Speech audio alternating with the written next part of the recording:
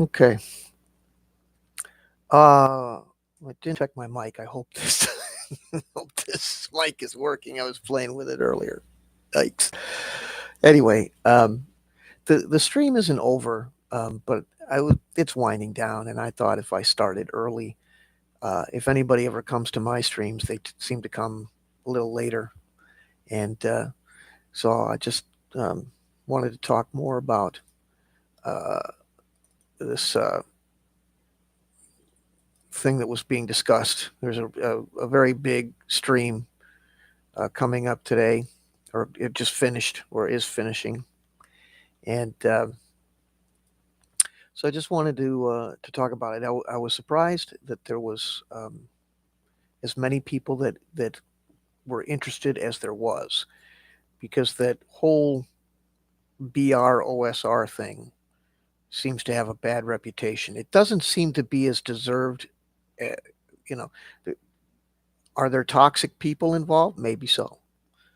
Um, I don't always find everything that all of them say all that great, but they do seem a little bit. Well, I shouldn't be too nasty. I don't know that many of them, but I got this thing with Jeffro where he'll follow me for a while and then unfollow, and then I'll follow him, and then it just keeps going. I don't know what's going on with that. I might have unfollowed him briefly because I was scared.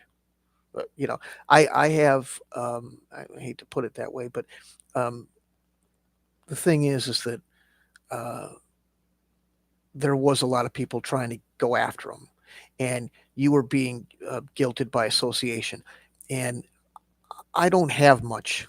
I don't want to. People say I say this too much, and it turns people off on the stream. But the reality is that I don't have much, and my little gaming um, prospects are one of the few things I have. So I didn't want to lose the channel or the command post account because some vindictive shit wanted to you know burn me because all that stuff. So all the but I think this was a great stream that the basic expert did, and Vic with their uh, with their show.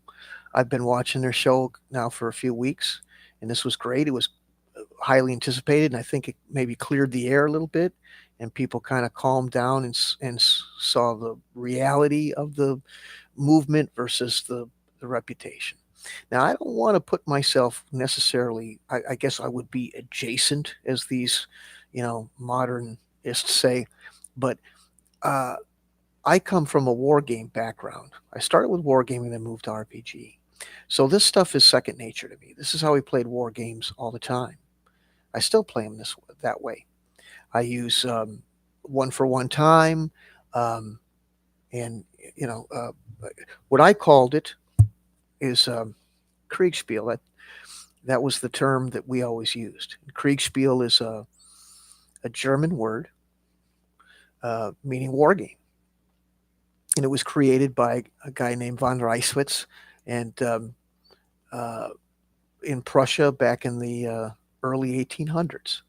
And everything that they're talking about stems out of the fact that guys like Gary and Arneson and all that played some of those games in the past, those Napoleonic games, and they kind of modified things based off of that. And one for one time, well, first let's start with the fact that no matter whom says it, whether it's Griff, whether it's Jeffro, whether it's me or anything like that, don't ever let somebody say, I know what it was like for everybody in 1977 the way they played, and that's not the way they play. I see several people saying that.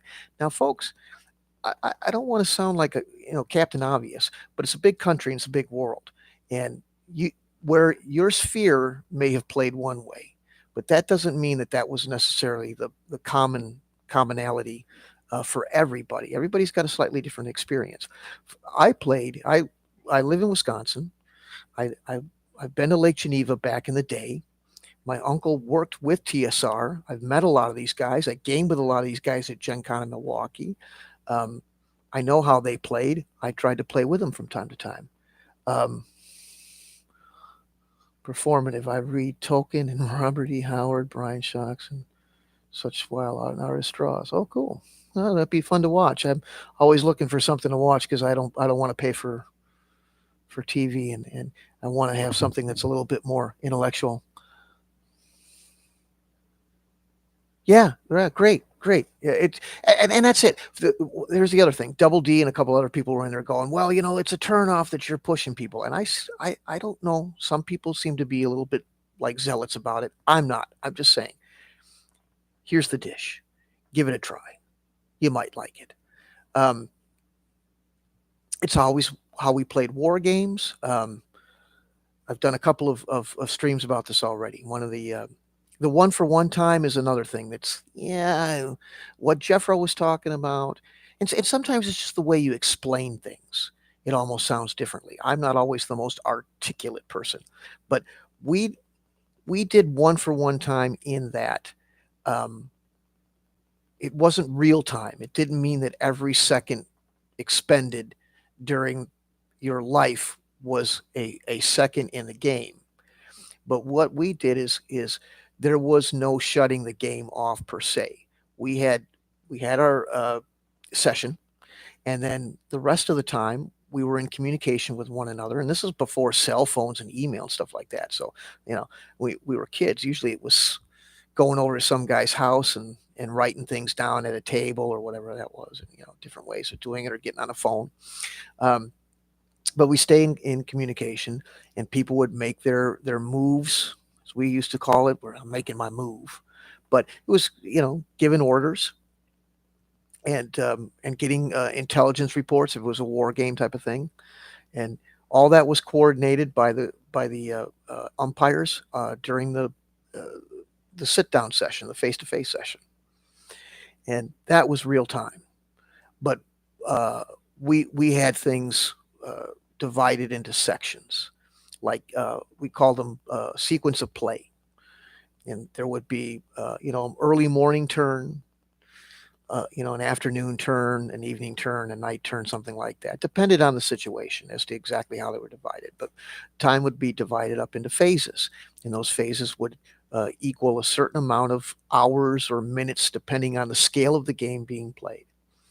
And you what you could do in that phase was determined by the amount of elapsed time that it represented. If it was, just for clarity, let's say it was 30 seconds. Well, you can figure out how much you can do in 30 seconds, not much. Maybe draw a gun, draw your sword, shoot a couple times, something like that.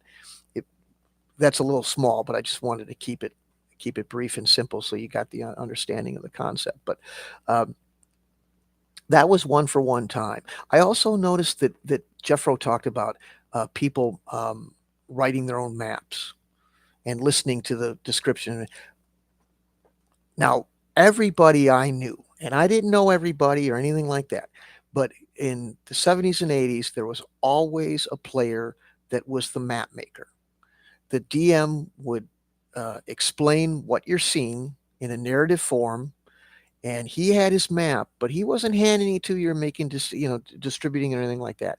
If you wanted a map, you made it, and then players kept that so that they could keep track of what was going on. That was part of the whole what Jeffro says is fog of war and stuff like that. Um, yeah, yeah. He kind of he to me it sounds like he's trying to gun for a little bit of uh, William Shatner and a little bit of you know shock jock. So um, but he's not a tenth as bad. Everybody made him sound like he was some goose stepper or something. He ain't that, obviously. Oh, good night, Patty. Well, I'm going to be doing these over the next few days at different intervals, so you can catch the next one. I just wanted to have an after stream party, so thanks for stopping by. Uh, but yeah, that was the whole game for us, and the whole idea was to be able to have. Well, you guys keep using the word. Was it Bronstein? I really wasn't familiar with that term. It was just something we did. But when having different objectives, not understanding where your enemies or where opponents were until you were able to deduce that information via actual sight on the battlefield or through scouting or divination if you're a magic user or cleric or whatever it was. And and he had an umpire that just took care of all that. Now, what I do is I've been this is really an exciting thing for me with these guys because I I I didn't know anything about OSR. I didn't know anything about BROSR, any of that stuff. From my perspective, RPGs had pretty much people weren't playing them. I didn't see them for years on Twitter, and that's probably some algorithmic thing or whatever. I I I was trying to play some war games and get some war gamers to understand this old concept that starts with the history I was talking about with the von Reiswitz and the Kriegspiel. So, and what I'm going to do with these discussions later on, get a little more in depth now that I can, excuse me, learn how to share my screen and stuff like that. And I'm going to show people how it was done, where it stemmed from, break it all down visually and descriptively so people can see it. And then on the Discord, I have a Discord that I put out for people to join. I'm going to show you one. Now it's going to be probably played solo, which isn't the ideal, but I can't really get a guinea pig. But perhaps after you see a solo and you get a little bit of a taste of it, some of the people watching might go, "Okay, I'll stick my toe into the pool, and then we'll play one." And I think that's the best way for everybody to see how it all works.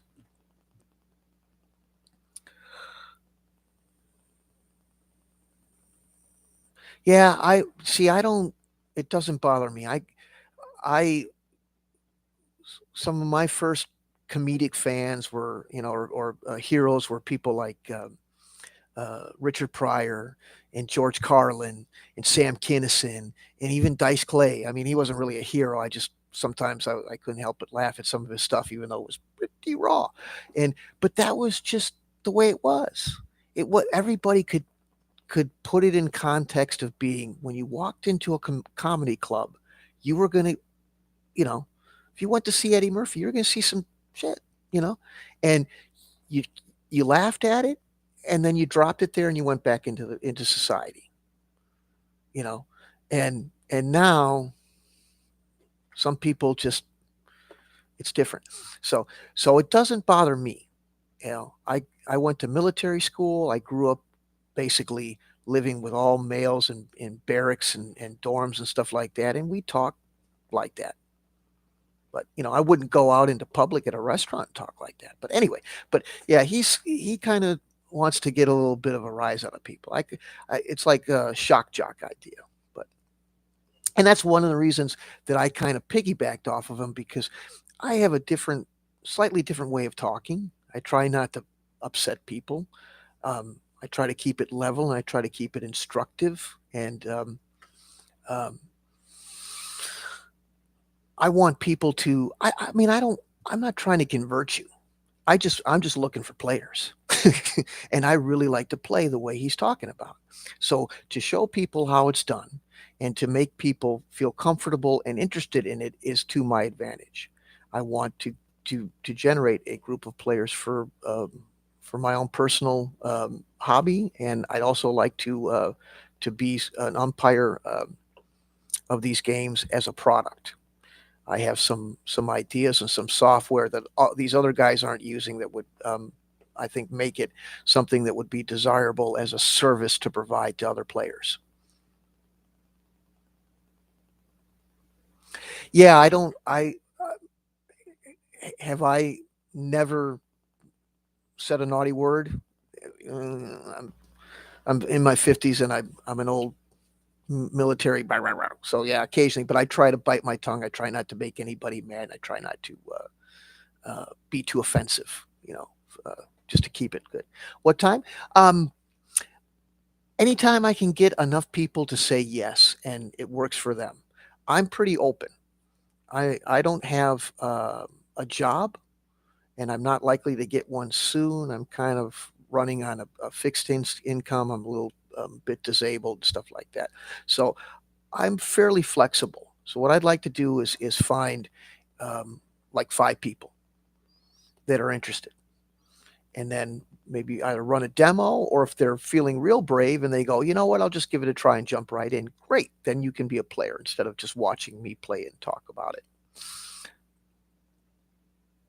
Oh, the live sessions. I usually try to do one at noon my time or thereabouts. It doesn't always work out. I know people say if you want to be a streamer, you got to be consistent, but life here isn't too consistent. But I usually go between 12 and 1, and I'm going to, put it out ahead of time so people can get a heads up.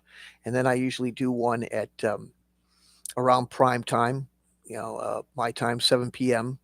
Uh, Central Time, and then I do one like this if I feel anybody's going to be up late, around midnight uh, Central Time.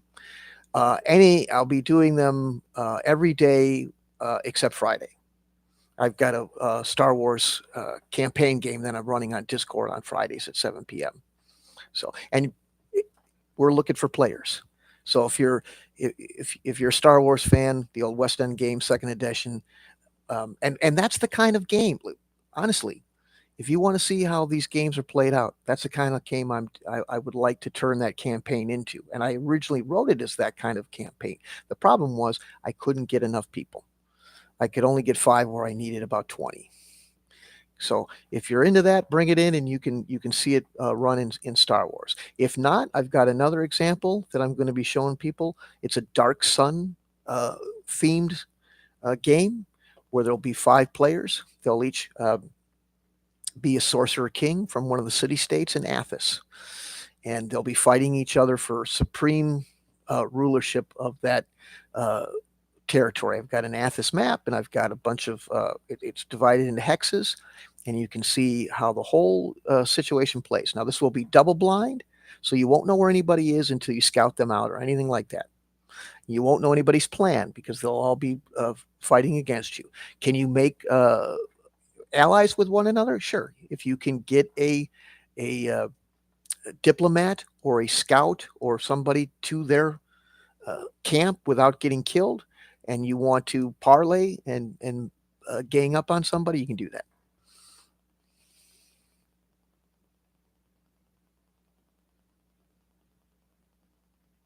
Yeah. Uh, Probably the quickest and easiest one to get what I'm doing is the Dark Sun game. So what I'd like to have, it really works best if you have all the slots.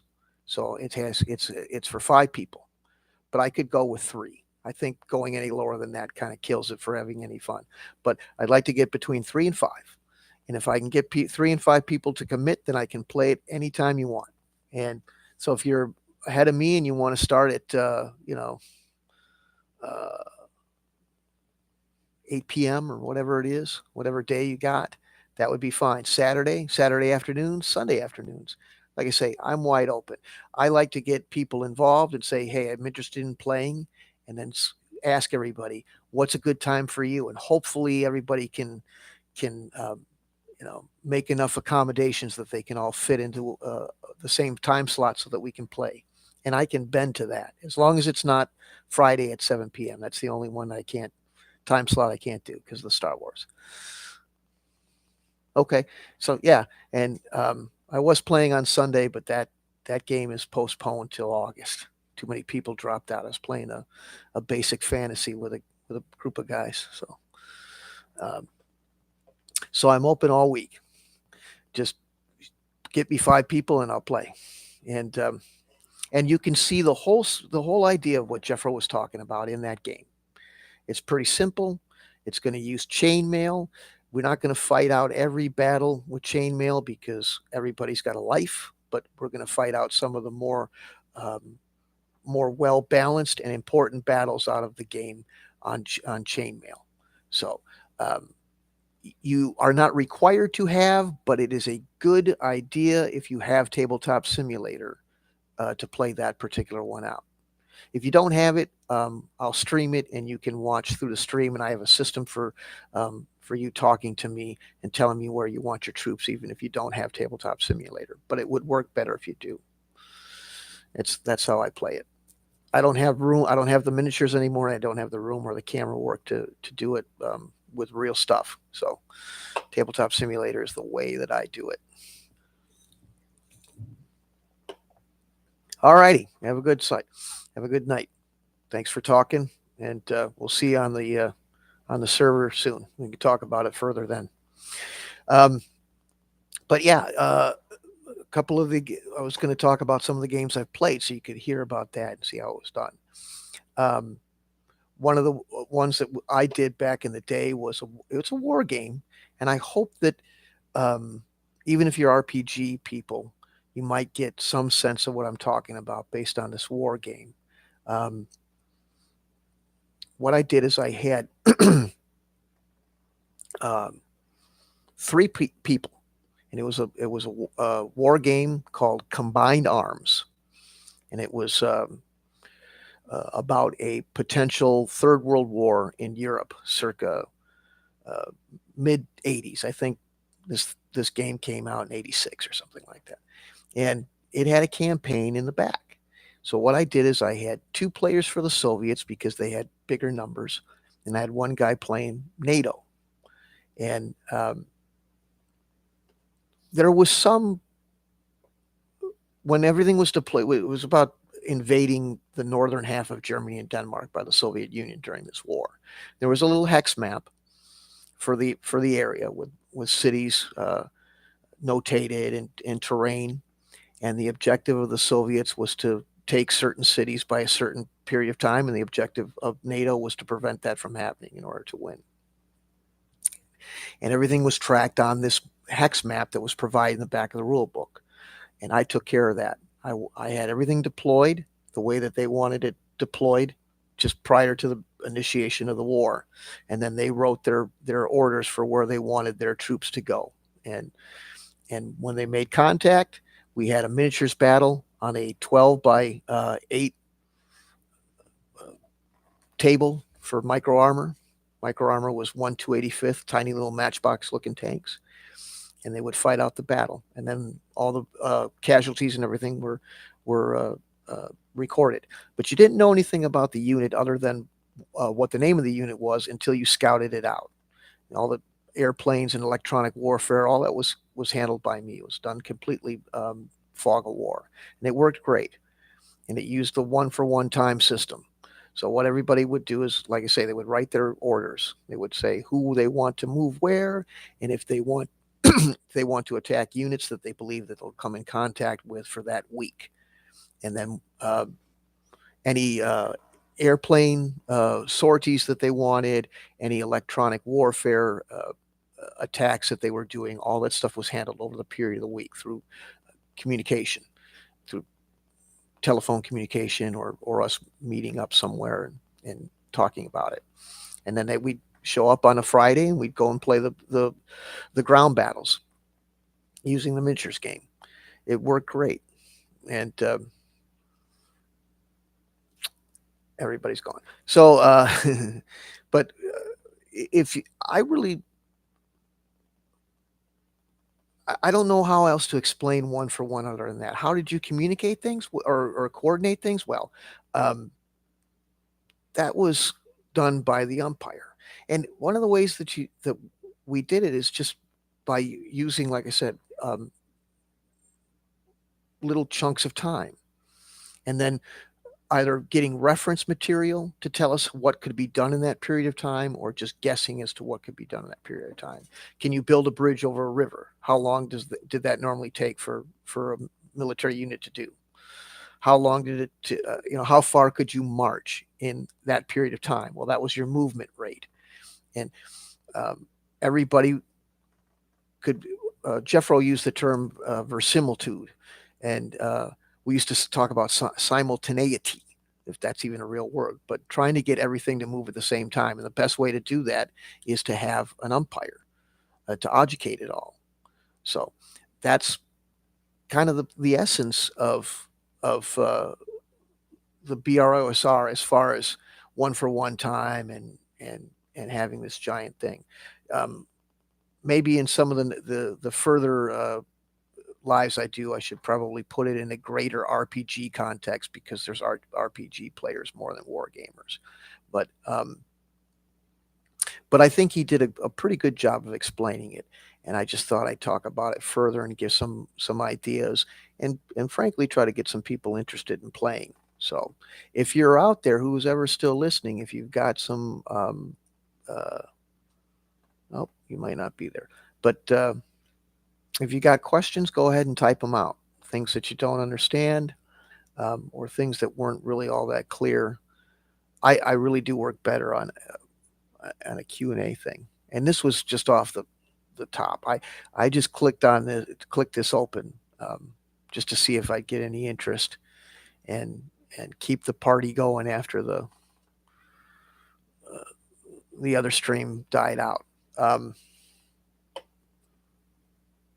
but create well, they made the joke about not creating the world, but as far as using random stuff, you know, um, I've played a couple of games where you used just random generation, and they were war games, but um, the same thing would apply for RPG. Um, Having a world where you have just sectors, and nobody knows what's going to be in those sectors until they get there. Um, and that's not that difficult to do. Uh, what we did is we had a chart and a table, and it had a list of terrain types, and you just every time you entered a different hex, we had a size of a hex. A hex was maybe 12 kilometers or 5 kilometers or whatever. So you'd know how far uh, the party or the war band or whatever it was had traveled. And when they move into the next hex, you just roll the dice and it generates another terrain feature. So that's what's going to be the terrain feature for that next hex, and you don't know until you explore it all. It's like if you ever played an RTS where it starts out black until you start moving your troops around, and then the map fills out. If you ever played an RTS PC game, same thing. Although it was a little bit more difficult to make them go black once you've left them. That was kind of a hard thing to do. But at least you could have the idea of exploring things. It was just a hex crawl where you didn't know what the next hex was. I don't think that's any different than hex crawls today, is it? So, and the same thing was done with uh, dungeons. Sorry, I've got a nasal thing. I got to keep moist. Um, my my own personal RPG system that I've made up. I've got all that hex crawl, dungeon crawl. Everything's done randomly, just like Jeffro was talking about there, where you just roll it up. You can roll. You don't have to roll it up beforehand. If you want something that's really surprising for everybody involved, roll it up as you go. Even the dungeons. Just say, here's a dungeon, here's the approximate size, but how the internal thing works out, just roll it up. Have a series of tables, or a table with all the possible, right corner, left corner, cross roads, like a room, antechamber, all that sort of stuff. You can do all that randomly as you go, and it really makes things interesting for everybody. Um, I think another thing that really got people thrown is, how do you coordinate all that? Well, again, that's the job of the umpire, and it's not. A lot of it just has to do with, at least the way we did it, was knowing, again, how much time was in each phase and what could be done in that phase. And then you could have Jim out running point, and he could be doing his own thing. He may be in an encounter, like was said, that the others don't even know about, and you take him off to the side and you run that encounter privately, and then maybe the main body catches up with them, and they start hearing the noise from the battle, or they see his dead body or whatever. Um, but they might be doing some completely other things. It's not that difficult to do. It's just managing the time into chunks. Turn sequence is what I call it. So yeah. Anyway, all right then. Um, so this is just a quick little thing. I guess I bored everybody to death. I just wanted to go off the fly. I felt like I wanted to just kinda, roll off the excitement that the other stream came from to a little bit, but I guess I should well, anyway, have a good night. We'll talk more about it soon.